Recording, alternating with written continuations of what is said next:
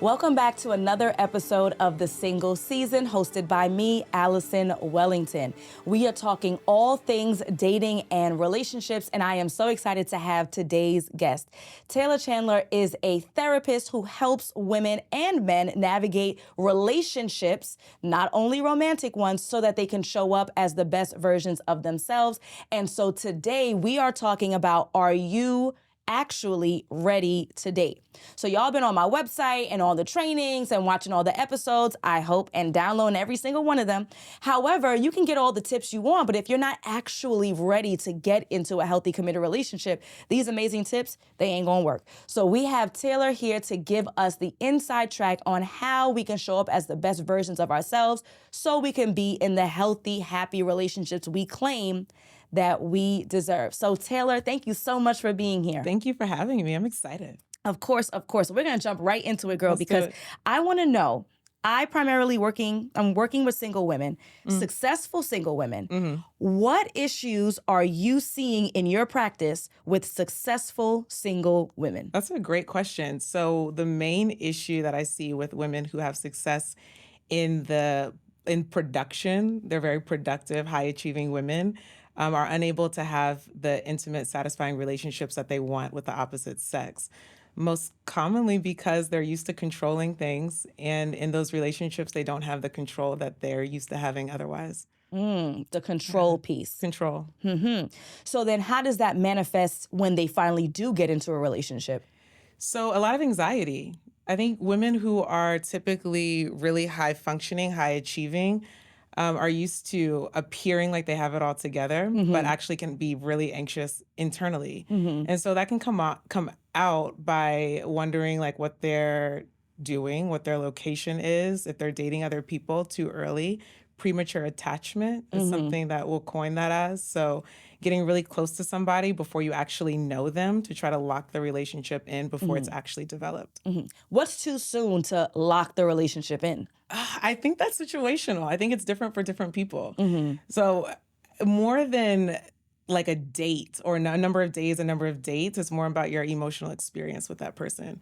So have you been able to develop trust? Have you been able to develop a sense of mutual respect, reciprocity, that kind of thing? Granted, developing genuine trust, I do think takes some time. Yes. It's just not necessarily a certain amount of time. Understood. Now, when you work with them in your practice, if you could give a percentage or an idea, how many of them are aware that they have a control issue? How many of them are willing to work on changing it? Wow. Can you repeat the question? Okay. That's a great question. Yes. So in your practice of working with these successful women who have control issues is what I'm calling it. How many of them are aware that they even have this control issue? How many of them are willing to change it? I would say that by the time someone comes to me, they're unaware. The majority are unaware they have a control problem. I mean, so if I had to put a percentage on it, I would say 90%. 9 out of 10 don't know they have a control problem, but they do know they're not getting the outcomes that they want. I will say, though, that even though the number is low for awareness on the front end, the willingness to change is high. So once I realized that with this particular type of woman, that even though they're not aware, when they do become aware, they're ready to go and they're ready to change. Okay. And I think that's a misconception. I think that people think that that type of woman is locked into like what they're doing and they just want to do things their way. But I find it to be very different than that. Okay. So I would imagine that these high earning, women who are doing well for themselves, successful women, realize that they have a problem that needs to be solved. Right. They've reached out for help, Right. which says a lot. And then once they hear a plan that sounds reasonable to them, they're willing to take action. Is that fair to say? Yes, absolutely. Okay. Now, what about the ones that aren't? What does that look like? Do you dump them like as a therapist? The ones that aren't ready to change, that aren't willing to change. Yeah, so that's pretty apparent. For me, it's pretty apparent on the consult call. So you're going to feel a lot of defensiveness, a lot of let's say misplaced confidence. I think that's a nice way of putting it, where someone they made the move. It's almost like cognitive dissonance. Like, I'm going to make the move to make the change, but I don't actually believe that I need help. So you're just going to find a lot of incongruence with that type of person. And so I'll refer them out. Yeah, if you're not a good match. It's out of my scope of practice to make you ready. So Sometimes they need to be referred out, or they need to take a couple of days to think on it. Okay, that makes sense. So talk to me about some of the positive attributes, Yeah. like maybe after you've finished with a client. Actually, let's take a step back. Tell me Okay. about finishing with a client. In therapy, Yeah. are we ever finished? Yes. I think that someone going to therapy should expect to be done with that particular problem. And we're always growing and developing, and so there's going to be new things as you're going, and things change as we grow and develop, and we need new eyes on new problems, or fresh eyes on new problems. But you should expect to, like, I work with attachment, so going from insecure to secure. You should expect that you should be confident and secure within yourself and within relationships by the time you're done. That's not something that should be this ongoing, arduous process. You do get to a place where you are done. I know what your answer is going to be. So let What me is prompt it with, Okay. I'm going to ask you how long will it take. You're going to tell me it depends on the person. So Well, I do it in 12 weeks normally. 12 weeks Yeah, 12 weeks. to correct significant Significant. childhood traumas that That's have caused. right. Yeah. Yeah, so I do them in 12 weeks. Yeah, so that's another thing. It just depends on the type of therapist that you're working with. So I'm very solution focused, and I have a framework that I'm working out of with every client, even though each individual is unique. Yes. The framework and the strategy for getting someone to security is the same universally, because there are certain things that make us feel safe. There are ways that we can communicate that makes it more likely that someone's going to hear us and receive us regardless of what we're communicating about. And so there are certain things like that. There's a framework that we're going to work out of so that you're not just grasping for straws. I don't know if is that a Yeah. grasping for straws? Yeah. So you're not just like roaming around in the dark looking for, the way out. There's a way out. So I follow one way out. You are so direct. You are so direct. Yes, in your approach, right? Yeah. And I feel so confident when you speak. I believe you. I don't want to leave you after 12 weeks. What does that look like for you? Yeah, Don't that's a good people become question. attached? That's a good question. Yes. And like when I still have, I think, an attachment to my therapist, even though I don't see my therapist regularly. So I think good therapy, I know good therapy, you do develop a level of attachment, though there's boundaries and professional boundaries within that attachment. So when someone gets to the end of their 12 weeks, sometimes what happens is we take 1 hour sessions and we'll go to 30-minute sessions instead. And we might check in every other week or even once a month. So we'll just dial down the frequency and the length of time. And sometimes someone really is done after 12. And I just tell them to reach out when they're like, if they need something else, or maybe someone's single at the time. And then when they start dating, they just want to make sure that they're doing it right. And so then they'll reach back out and we'll do a couple sessions. Perfect. Let's talk about doing it right. Yeah. So what are the green flags in a person that will show us they are ready? Okay, green flags. Non-anxious presence is a good one. So you're not really non-anxious presence. Another maybe key word is having a level of healthy detachment from the person that you're dating or interacting with, especially on the front end. So you're able to be present, you're able to connect, but I don't have to make this do something, and I don't have to make us get to a particular place. So non-anxious presence is really good. Having your own life is also a green flag. So your life isn't revolve around finding someone and then being with them, although those are great things to have in your life. When you have your own life, like you have things that you would like to do regardless of whether someone's doing it with you. You can be by yourself and not feel anxious or worthless or lonely. So that kind of experience you can have as an individual is a really big green flag. And then willingness to change, I think, is just always so flexibility, willingness to change. When you're dating someone, especially if you're dating multiple people, you're having to, it's not about you, it's about you and the other person. And so being able to adjust and accommodate and know that my way isn't the only way, but that the person that I'm with also has ways and truths that they live by, and be able to be flexible and integrate rather than try to change someone. That's a big one. That's a big green flag. I noticed with those pretty nails that you said truths in quotation marks. Sober. So talk to us about these truths. I've seen you speak about objective, subjective, the truth, my That's a truth. big question. So talk to us That's a big about these question. truths. Okay, so we talk in this language often, like our generation, my truth, what's my truth? And so when it comes to objective truth, those are things that you and the other person can just agree happen. Like, let's talk about dating. Let's talk about, give me a common issue that you see with clients. Like, what's something the client normally complains about? Inconsistent communication with gentlemen. Inconsistent communication, that's a perfect example. So the communication itself, like how much we communicated or the mode of communication, that's objective. It's like, did we communicate or not? Yes or no. Yes. But subjective is the experience that I'm having when we're communicating. And two people that are communicating together can have two very different experiences of that same communication. And so that is so important to understand that your subjective experience with somebody, like with communication, like with intimacy, and those two things are very much intertwined, your subjective experience might be different than the other person. And so when you hear a different experience than yours and you become defensive or even afraid that they don't understand me or I'm losing them, to be able to catch that and say, okay, I'm having an experience, but you're also having one. How can we understand each other rather than trying to make each other have each other's experience? Does that make sense? No, that makes sense to me. Okay. Absolutely. So, That you yeah. are respecting the other person's perspective Right. and their experience with truth. you. Yeah. Yeah, Okay. exactly. Understood.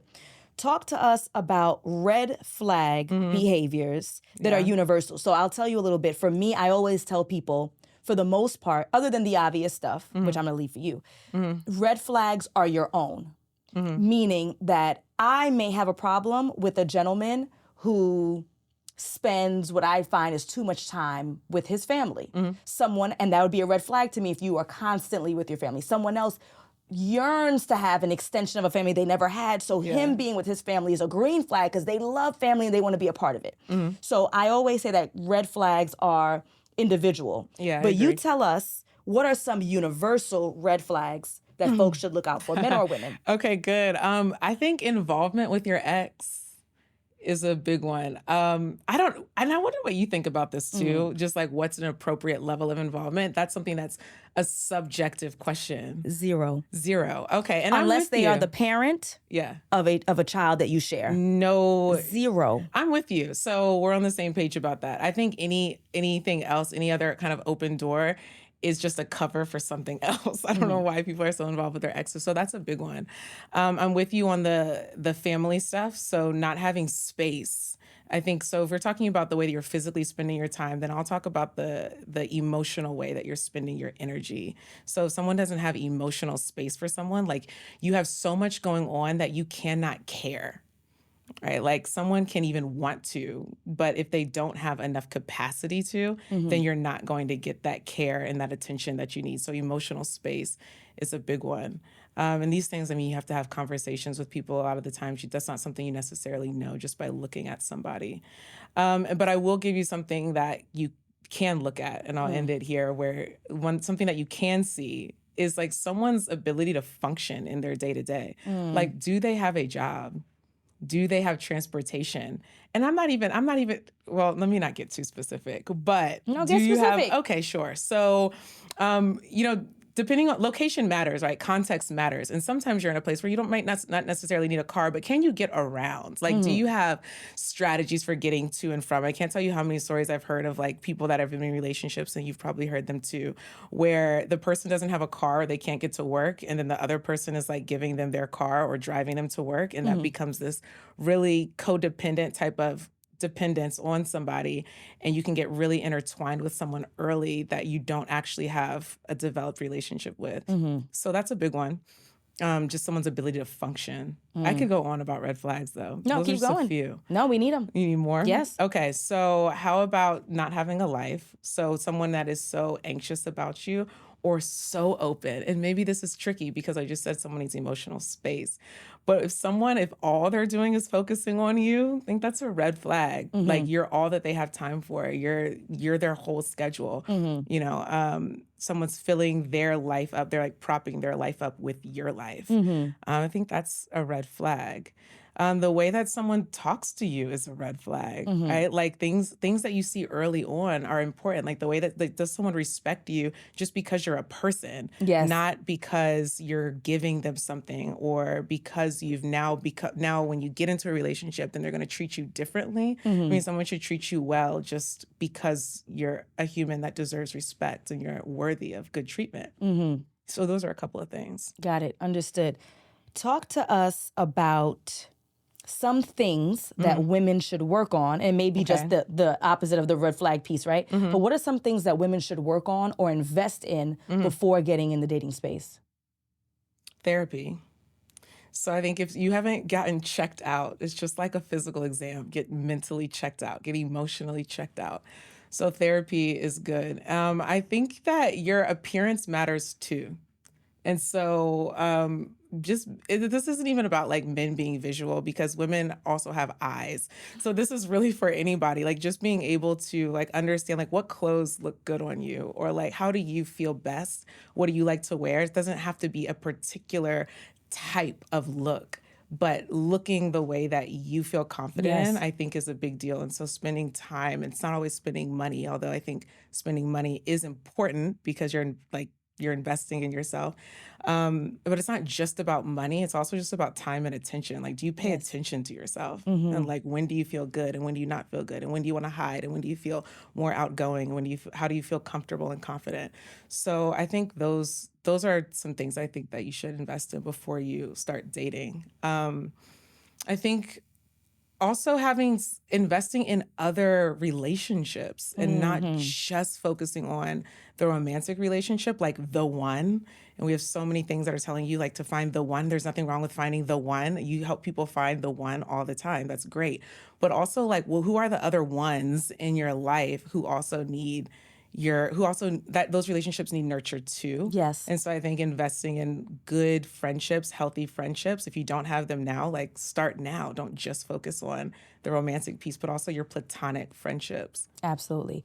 So, Taylor, as we wrap up, what is one piece of advice that you would offer to successful single women who are struggling in the dating scene? One easy piece of advice.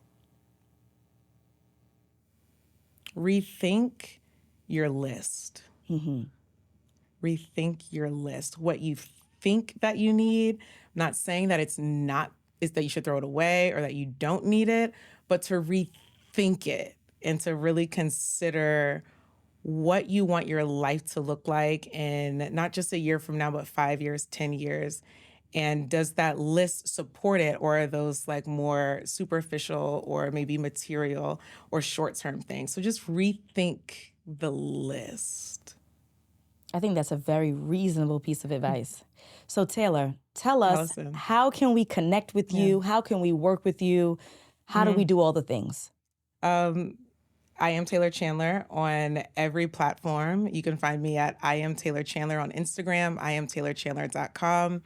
I am Taylor Chandler everywhere. TikTok, YouTube. I am Taylor Chandler Excellent. on everything. Thank you so much for being such the guest I knew you would be. Thank you, Amazing. Allison, for having me. Absolutely. So, folks, I hope that you have some takeaways as well. I know that I learned a lot from Taylor this evening. I know for me, in my practice, that one thing I'm going to recommend is that we consider therapy first. Therapy first, okay?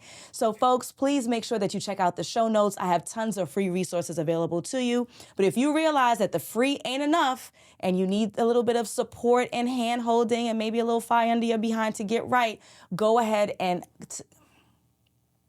a little bit of fire, and you need a little bit of support to get right, go ahead and head to my website, alignwithallison.com, and book that 15-minute consultation. Thank you all for listening. Peace.